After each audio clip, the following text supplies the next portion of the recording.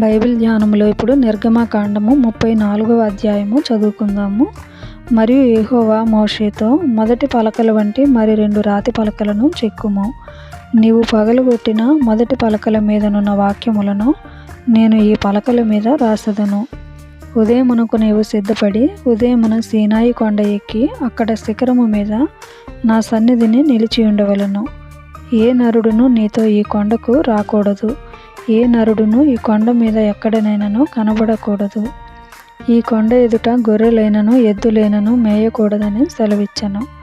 కాబట్టి అతడు మొదటి పలకల వంటి 2 రాతి పలకలను చెక్కెను.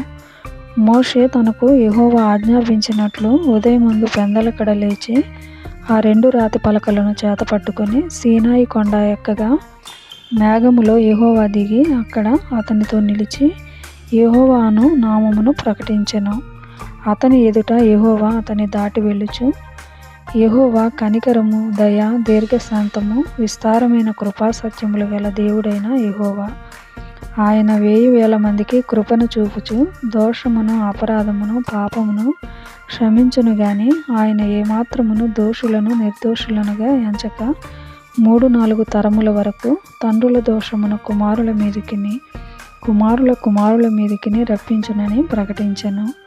అందుకు మోషే త్వరపడి నేల వరకు తల వంచుకొని నమస్కారము చేసి, ప్రభువా, నా మీద నీకు కటాక్షము కలిగిన ఎడల నా మనవి ఆలకించుము. దయచేసి నా ప్రభువు మా మధ్య నుండి మాతో కూడా రావలెను. వీరు లోబడనొల్లని ప్రజలు. మా దోషమును పాపమును క్షమించి మమ్మును నీ స్వాస్థ్యముగా చేసుకొనుమనెను. అందుకు ఆయన, ఇదిగో నేను ఒక నిబంధన చేయుచున్నాను. భూమి మీద ఎక్కడనైనను ఏ జనములోనైనను చేయబడని అద్భుతములు నీ ప్రజలందరి ఎదుట చేసెదను. నీవు ఏ ప్రజల నడుమనున్నావో ఆ ప్రజలందరూ యెహోవా కార్యమును చూచెదరు. నేను నీ ఎడల చేయబోవునది భయంకరమైనది. నేడు నేను నీకు ఆజ్ఞాపించు దానిని అనుసరించి నడువుము. ఇదిగో నేను అమోరీయులను, కనానీయులను, హిత్తీయులను, పెరిజీయులను, హివ్వీయులను, యెబూసీయులను నీ ఎదుట నుండి వెళ్ళగొట్టెదను. నీవు ఎక్కడికి వెళ్ళుచున్నావో ఆ దేశపు నివాసులతో నిబంధన చేసుకొనకుండా జాగ్రత్త పడుము. ఒకవేళ అది నీకు ఉరి కావచ్చును. కాబట్టి మీరు వారి బలిపీఠములను పడగొట్టి వారి బొమ్మలను పగులగొట్టి వారి దేవతా స్తంభములను పడగొట్టవలెను. ఏలయనగా వేరొక దేవునికి నమస్కారము చేయవద్దు. ఆయన నామము రోషము గల యెహోవా. ఆయన రోషము గల దేవుడు. ఆ దేశపు నివాసులతో నిబంధన చేసుకొనకుండా జాగ్రత్త పడుము. వారు దేవతలకు బలి అర్పించుచున్నప్పుడు ఒకడు నిన్ను పిలిచిన ఎడల నీవు వాని బలి ద్రవ్యమును తినకుండా చూచుకొనుము. పోత పోసిన దేవతలను చేసుకొనవలదు. మీరు పొంగని వాటి పండుగ ఆచరింపవలెను. నేను నీకు ఆజ్ఞాపించినట్లు అబీబు నెలలో నియామక కాలమందు 7 దినములు పొంగని వాటిని తినవలెను. ఏలయనగా అబీబు నెలలో ఐగుప్తులో నుండి మీరు బయలుదేరి వచ్చితిరి. ప్రతి తొలిచూలు పిల్లయు నాది. నీ పశువులలో తొలిచూలుదైన ప్రతి మగది, దూడయే గాని గొర్రె పిల్లయే గాని అది నాదగును. గొర్రె పిల్లను ఇచ్చి గాడిద తొలిపిల్లను విడిపింపవలెను.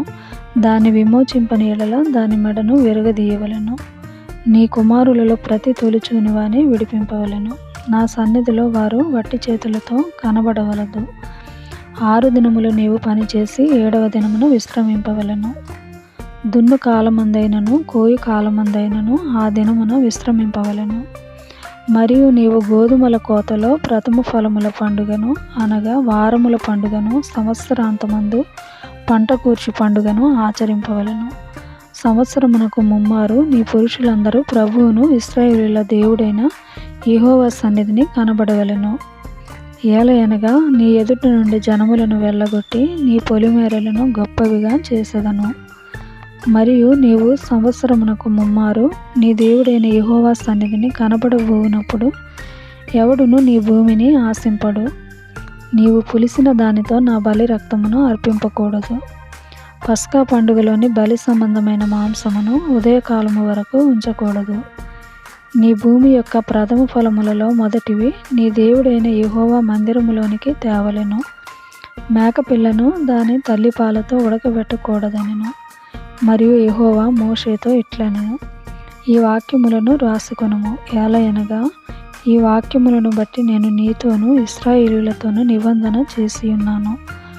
అతడు 40 రేయింబగళ్ళు యెహోవాతో కూడా అక్కడ నుండెను. అతడు భోజనము చేయలేదు, నీళ్లు త్రాగలేదు. అంతలో ఆయన ఆ నిబంధన వాక్యములను అనగా 10 ఆజ్ఞలను ఆ పలకల మీద రాసెను. మోషే సీనాయి కొండ దిగుచుండగా శాసనములు గల 2 పలకలు మోషే చేతిలో ఉండెను. అతడు కొండ దిగుచుండగా ఆయన అతనితో మాట్లాడుచున్నప్పుడు తన ముఖ చర్మము ప్రకాశించిన సంగతి మోషేకు తెలిసి ఉండలేదు. అహరోనును ఇశ్రాయేలీయులందరూ మోషేను చూచినప్పుడు అతని ముఖ చర్మము ప్రకాశించెను గనుక వారు అతని సమీపింప వెరచిరి. మోషే వారిని పిలిచినప్పుడు అహరోనును సమాజ ప్రధానులందరూ అతని యొద్దకు తిరిగి వచ్చిరి. మోషే వారితో మాట్లాడెను. అటు తరువాత ఇశ్రాయేలీయులందరూ సమీపింపగా సీనాయి కొండ మీద యెహోవా తనతో చెప్పినది యావత్తును అతడు వారికి ఆజ్ఞాపించెను. మోషే వారితో ఆ మాటలు చెప్పుట చాలించి తన ముఖము మీద ముసుగు వేసుకొనెను. అయినను మోషే యెహోవాతో మాట్లాడుటకు ఆయన సన్నిధిని ప్రవేశించినది మొదలు అతడు వెలుపలికి వచ్చే వరకు ఆ ముసుగు తీసివేసెను. అతడు వెలుపలికి వచ్చి తనకు ఆజ్ఞాపింపబడిన దానిని ఇశ్రాయేలీయులతో చెప్పెను. మోషే ముఖ చర్మము ప్రకాశింపగా ఇశ్రాయేలీయులు మోషే ముఖమును చూచిరి.